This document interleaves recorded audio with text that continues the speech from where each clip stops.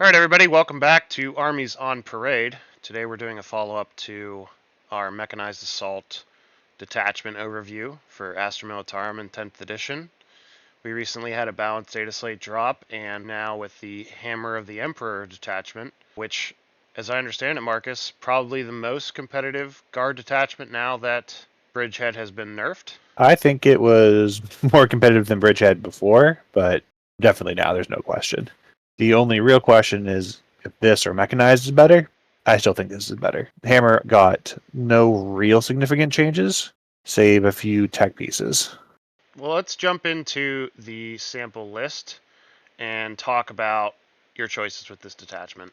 So, Hammer of the Emperor, what is the detachment ability for Hammer of the Emperor? Hammer the Emperor's attachment ability is a few paragraphs, but in reality it is auto 6. You just, when you advance, you go 6 inches, and you move into engagement range of enemy units when you do that. Now, that doesn't actually sound that good, but it's more of the combination of the enhancements and the stratagems that really makes this just a lightning fast detachment. Say you're here 100 times if you watch the channel. Speed is the most powerful thing in 40k.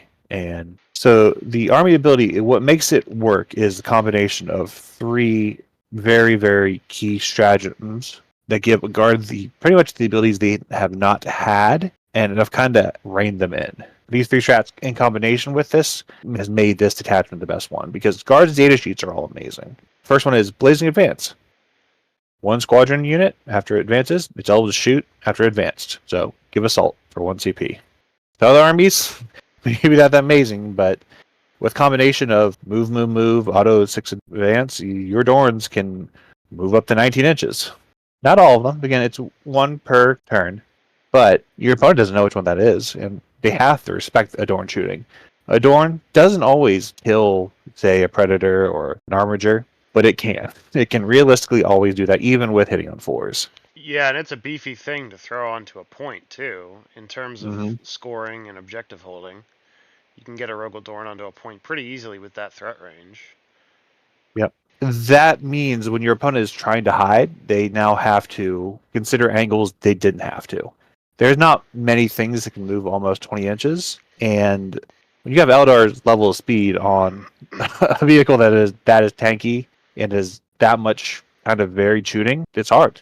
If your opponent wants to hide, you are now cutting. They have to cut angles, or they have to accept they're going to get shot. And this, again, the strongest defense is shooting first. So you have the first stratagem, which is Assault. Blazing Advance. Yeah, assault, essentially. For 1 CP. Yep, it's only squadron, but that's all your vehicles. So the other one, the only access that the entirety of guard has to fall back and shoot. Tactical withdrawal, 1 CP, squadron vehicle, falls back and shoots. Very good. Very good. It's something guard has not had. They've done great without it. I would relate this detachment to almost like Gladius. There's a reason like Gladius is almost consistently one of the best Space Marine detachments, because it has utility. I think Big Guns Never Tire has really helped Guard in 10th edition to stave off some of the problems it had prior to 10th edition in terms of needing access to fall back and shoot to be a relevant army. But it's still a really nice tool to have to really free up pieces like the Dorn to engage.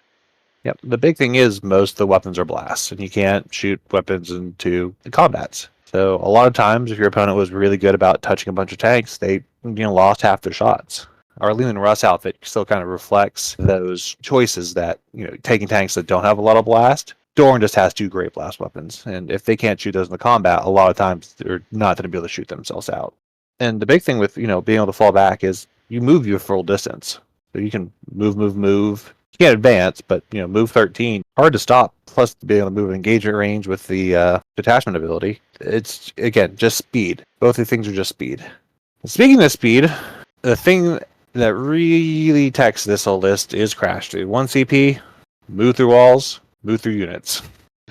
Yeah, that's move in a charge phase. Yep. So right away, we solve a lot of the problems guard had. You can escape being bad touched. You can make angles that couldn't exist. To the opponent, more likely has to hide from you, because if you have a bunch of tanks, you have to hide. You can't just plan on going first turn. And it also means is you can hide very easily because you're a lot faster. All this makes you a lot better in worse terrain. It makes it a lot harder for your opponent to exist. Those are the three good ones. The final hour is a bad one, the bad stratagem. We don't need to talk about that one. But the other two strats, Fierce Cannonade is if you're within 12 inches, improve AP by 1. Very good. 12 inches is pretty close, but most of our units have multi-multis, so you're going to get within 12 a lot of the time. These tanks are going to be playing the game for you, so it's a nice thing for, again, for 1 CP. So you have some other A little bit. nifty tools in the tool set to use if you need them. Yep. So here we have the sample list for Hammer of the Emperor. Why don't you talk us through it from top to bottom, Marcus? So, as every guard list is probably going to have, 2 to 3 Dorm Commanders. Didn't get touched. I don't think they deserve to be touched. They're a rather expensive piece, but they are just very consistent. They provide the orders you need for your army, and they're just great. Really glad I didn't see a point increase. 2 might be the right number. I like 3. I think it's by far the best support and damage we have, for at least for our range. We're going to keep seeing these. Get them. Incredibly cheap. Easy way to fill an army. Love them. We'll talk about the enhancements that we have on our Dorns. We have Veteran Crew. Real hits of 1. Just good for 20 points. It's solid. And guard kind of lack rerolls. They have Arm of Fire to make up for that, so any rerolls they get, just great. What about an Indomitable Steed? Donald Steed, just a 6-up Feel No Pain. Over 18 wounds, that's an extra, essentially, 3 wounds. So it essentially reads, give your Dorn 21 wounds. For 15 points, pretty good.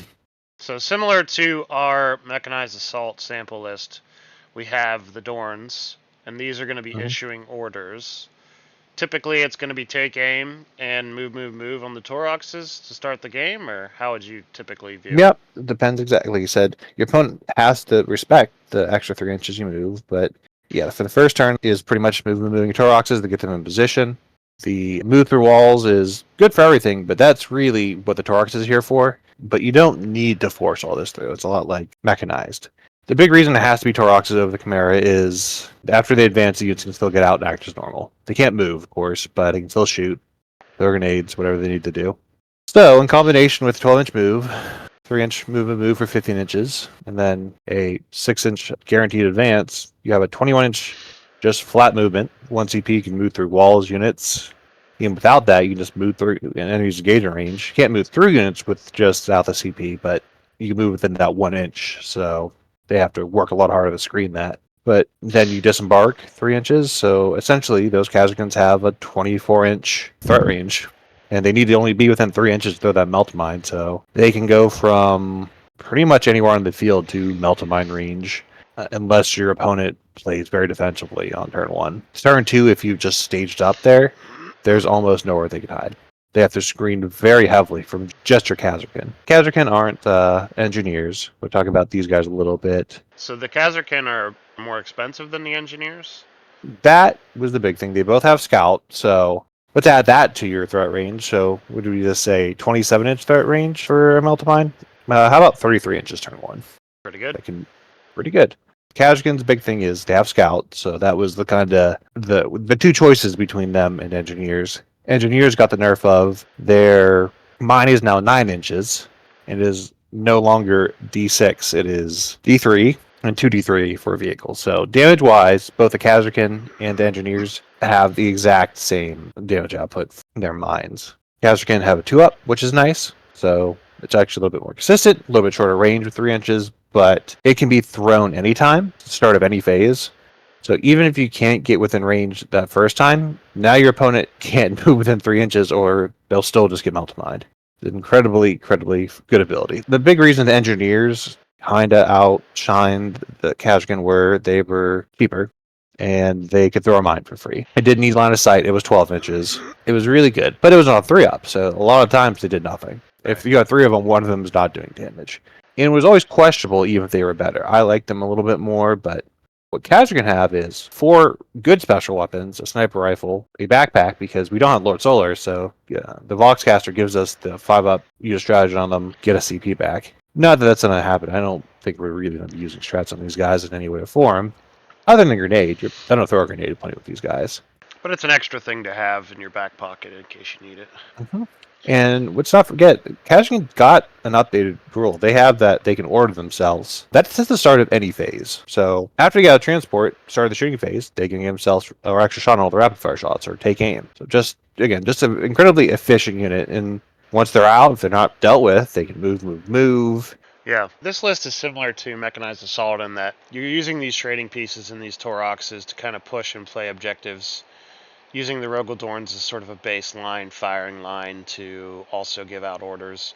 But the difference here is that you have these 3 Lehman Russes, and these are also acting, I assume, as a firing line and then maybe a late game scoring piece if you need them to be.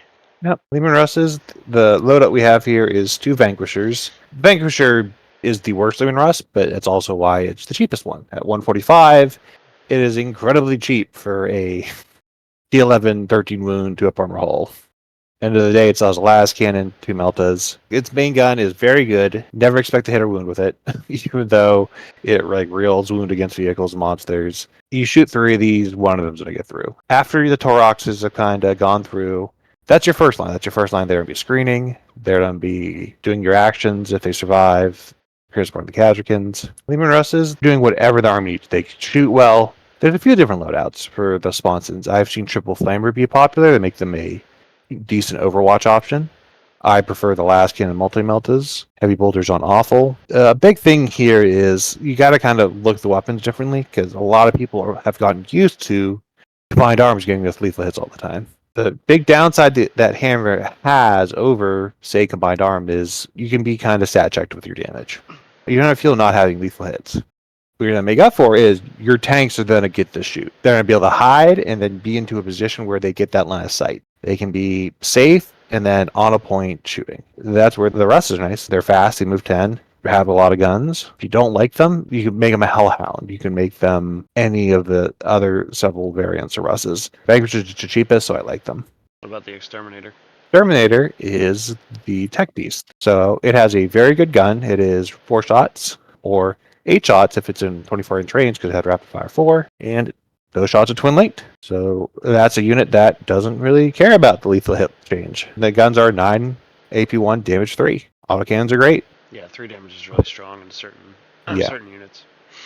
Yeah, especially when you're spamming it in this, because the Doran's main guns damage 3, the little guns damage 3, they have an autocannon. There's a lot of flat 3 models, and for the most part, most vehicles are 12 wounds, so 4 go through, you're killing something. Terminator, the big reason you're taking is after its main gun shoots at something, you get plus 1 AP. And that's very important for the Dorns, because their main gun is strength 12, AP2, flat 3 damage. So that extra AP is very important, because unless you're taking Hellhounds, you're not getting ignored cover in this detachment. When you're moving this fast, you're going to be able to cut angles where you're going to not give your opponent cover. They're going to have cover most of the time. So, like Marines and cover, if they want to armor receive, will still be taking their 2 or 3 ups against the Doran's main gun. But if you have a stratagem for plus 1 AP within 12, you have the Exterminator, you can make their guns be 4 and 5. You can make them melt as AP6. A lot of people like is 6 Dorans, 3K Commander Dorans, 3 regular Dorans. And it's not at all bad. It's just very expensive, and the Doran it's kind of a wasted rule. The blanket save is nice, there's a lot of things that just don't care about that. So that's a decent enough transition into the question of, in terms of flexibility, how is this list in terms of flexibility? Can you really change around a lot of these options? And if so, how would you go about doing that? It's a lot of different options here. Like, pretty much all the Russes are at least semi-playable. Rest in peace to Demolisher, but it's still good, even though we lost 2 shots. So there's other cheap Lehman Russes, the Punisher, one with the Gatling gun. Not particularly great. It's a little bit more expensive than the Vanquisher, but any of your Lehman Russ variants could be slotted in here pretty easily. I like Scout Sentinels a lot. That's why I have 2 in here, because they have Scout 9, they're fast, and they can auto advance 6 in this enhancement. So and they're 55 points. They're great. They give real 1s. They have las cannon. Yeah, I wouldn't take 2-mans anymore, really. These are just mission play. These are essentially going out there to die, to give your rolls, and you're not too upset about it because they cost 55 points, and your opponent has to send a semi-real unit to deal with them because they still have 3-up armors and several wounds. Yeah, and at that price point, they might even get their points back with shooting. Yeah, it's easy. Like extra Alaskan and a 100 killer missile. That speed, they don't have assault, the advantage in charge, but Scout 9, move 10, move them if you really want. Auto advantage 6, they're move blockers. They do a lot. You can swap. Armored Sentinels are not a whole lot more expensive for a 2-up armor save body. Shoot a little harder, not bad. Take orders well. I kind of mentioned before, I like the Hellhound a lot here because fast vehicle that gives ignore cover. beautiful unit. It's great. It's a 115, so it's a little bit cheaper than a Russ, a bit more expensive than a Sentinel. It's a good middle ground if you want to trade some stuff in, get some different units in. It's really good. What if you don't have 3 Rogodorns?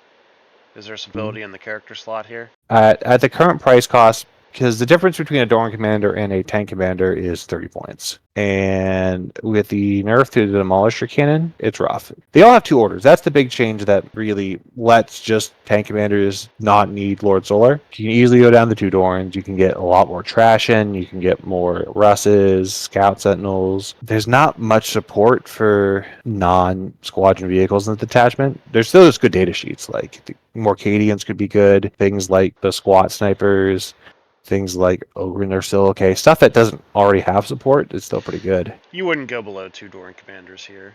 No, that's the sauce that makes guard work. 2 in pretty much every attachment now. They're all save the infantry spam recon list. It's kind of a bummer that you do have to have Rogodorn tank commanders here. And, I don't want to shill too hard for GW because they don't deserve it most of the time. But honestly, Rogodorn's, it's an amazing model. The fact that it's good right now is probably a tell for the future. I think this is going to be generally an important unit for the army to have. So getting Rogodorns shouldn't feel bad. It's probably a unit you're going to use down the line, and it is a great model. So it's not like it's a pain point, really, financials aside. It's a good model to have for the collection too. It's nice that this is the unique three of. It's it's $100, probably $120 kit, maybe even more depending where you live, but it's an eighth of your army. Yeah, decent price for point value. Yeah, Dorns are great.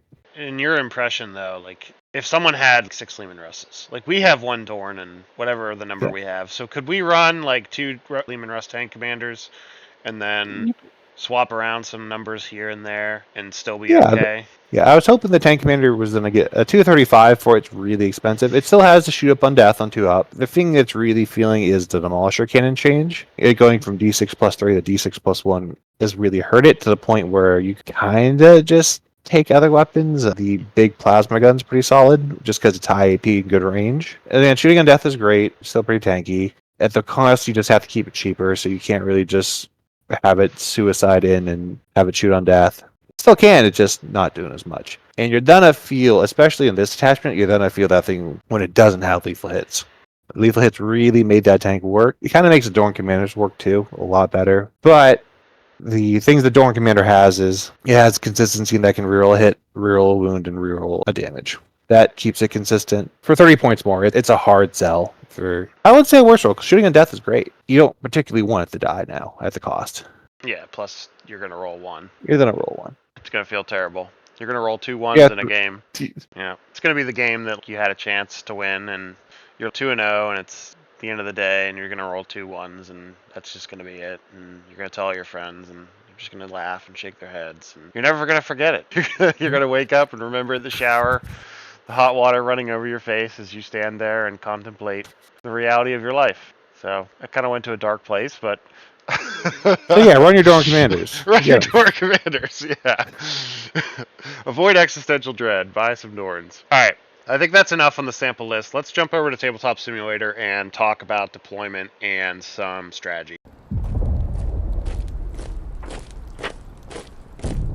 Here we are in Tabletop Simulator. You have deployed Marcus. Why don't you talk us through your choices here? So the big thing here is taking advantage of the scout, so we can deploy pretty aggressively our Toroxes and Scout Sentinels. You can easily back up if we don't get turn 1. We do get turn 1. And more importantly, if you're not being infiltrator blocked, so if your opponent's really aggressive with infiltrates, it can make a lot of this difficult. But you just, again, if someone, say, is suiciding a bunch of infiltrators here and here, to deny you your scouts, he's got to play, a little bit defensively. You don't need these scouts to. You're not Votan. You don't need these scouts to work. You can easily just back some stuff up. No matter what, like I said, if we don't get the scout with an order, advance, 21 inches, 12, 18, 21, and 1 CP, that's minimum. This is like worst case scenario. Is you can still just go here. You can come over here. And if you wanted to go that side, still this guy can go over here if we wanted to, but this one's for. They're not that a scout here. It's But you're nothing on to a do. point right away. Yeah. And if you get And the scouts, yeah. If there's nothing blocking you, make that 21, 27. Then a 3-inch disembark. yeah, so your move blocking, you're right up in their face and you're throwing a bomb at them. Yeah, and unlike the engineers, though, that's the engineers still are fine. If you want them, if you need to save points, they still do some interesting stuff. But you're putting a very good unit on your opponent's front step if you need to. So what's your And typical turn one if you're going first? third one, and this we talked about a little bit. If you a good choice would to probably be getting an infiltrate unit in here. It could be Gaunt's Ghost. It could be some squats. There's several options. I don't. Yeah, I get lazy. I don't. I don't always put that unit anymore. I feel people value those units too much to just throw them away to stop some scouting. If they do that to stop your scouting, again, we have fall back and shoot. We can survive that now. It's not the strongest tool in the world, but it's a tool that Guard has desperately needed for a long time, and they have, and they're very happy to have it. That's our scouts go again, getting these things staged. Only one thing can move through walls. I'll talk a lot about this now. So your opponents have to respect that the Torox can just come, move 21 inches. And then maybe a Scout 6 if they didn't stop it. Spend a CP. Have this thing go through a wall. Go through maybe their screening unit that they're trying to block that off with. Do that, you do that. This guy. Script, he can, again, if he really wants to.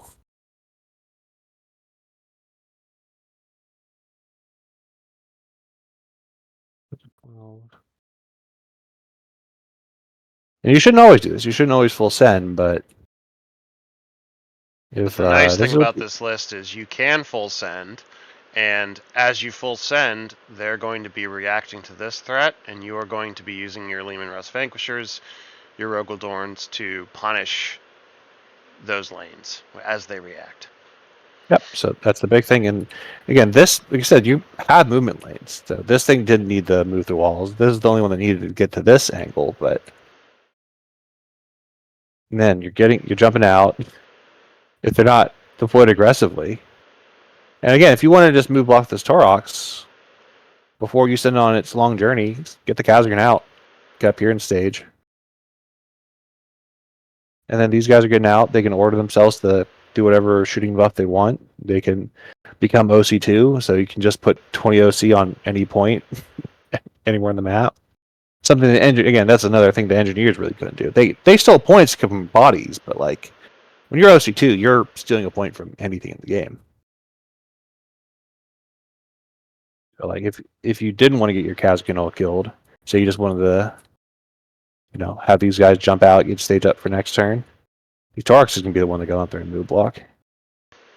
Depends on what you need. If you just want to kind of cut this off, and if your opponent wants to move up here, you just shoot them.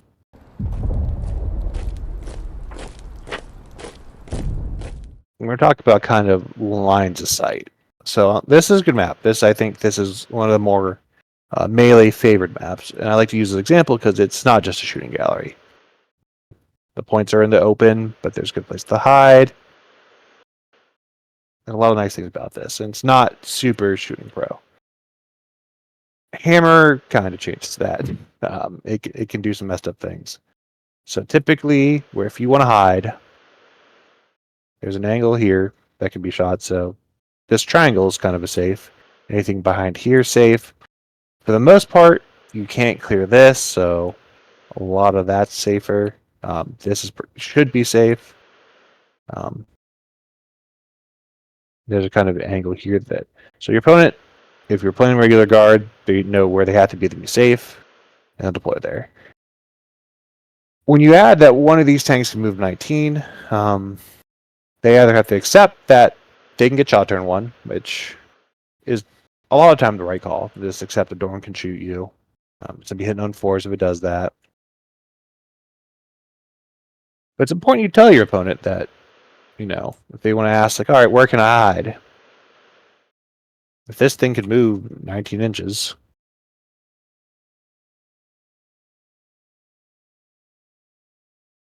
this is no longer safe. Yeah, it's an extra angle. It, It's an extra angle you get. yeah, and any one of these. That's the big thing of like they have to respect that.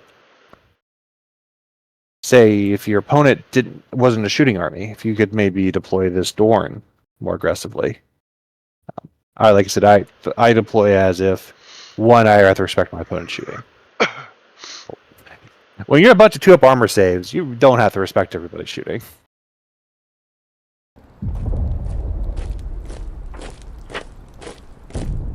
So the big thing is that we talked about why assault's good. We talked about why moving through walls is good. The thing that kind of would hurt tank armies from what tank armies need to work is either A, combat, so they can punch their way out of combat, or B, what Guard got with this attachment is the ability to fall back and shoot. So you can play a lot more aggressively. These Russes can be on points, and as long as they're not being killed, which there's not a lot of meleeans that can just, not without buffs, can just kill a Russ. And these things are cheap enough that you can afford one of these 2 or 3. One of these things can die. All your Tarks can die. Your Scouts can die. As long as you're not losing too much. And again, they're putting these Russes to 2 wounds. That's still a mostly functional Russ. And the nice thing about the Russes, especially in this loadout, we have they don't have any blast weapons. So if all your tanks get touched, your Dorns can be the one to get the fallback, and these guys are pretty happy just to shoot in combat. Give them an order. Again, worst case scenario is they hit on 4s if they have to take aim, because they can't go lower than a 4 at that point. It doesn't matter if they're bracketed, smoked. Getting a +1 to your ballistic skill over just a +1 hit is very strong. And the Vanquisher might kill. It might not shoot its way completely out of combat. The Exterminator is pretty likely to, especially with the 12-inch +1 AP. There's not too many trash units that are going to survive easily by being shot with multi-meltas, a las cannon, a stubber, potentially hunter killer. They're definitely not to survive an AP2 Exterminator. The Dorns, they could, because in reality it's kind of just the multi-meltas and the autocannon. Bunch of stubbers too, depending. You could have, if you prefer the stubbers or the meltas. But yeah, being able to fall back and combined with the detachment ability to move engagement range when you advance, really just makes a lot of the typical move blocking shenanigans that people do and the tying up and bad touching tanks just not a factor that for this army that has to be afraid of. So you can be a lot more aggressive. You can force those angles because you're not going to be punished for it. The only thing you're going to be really punished for is potentially your damage output being a little lacking. That's why, especially in this list, there's a lot of good utility pieces. I think you cannot skimp on the damage. You can't play like combined and hope to get lucky with the 6s on your lethal hits.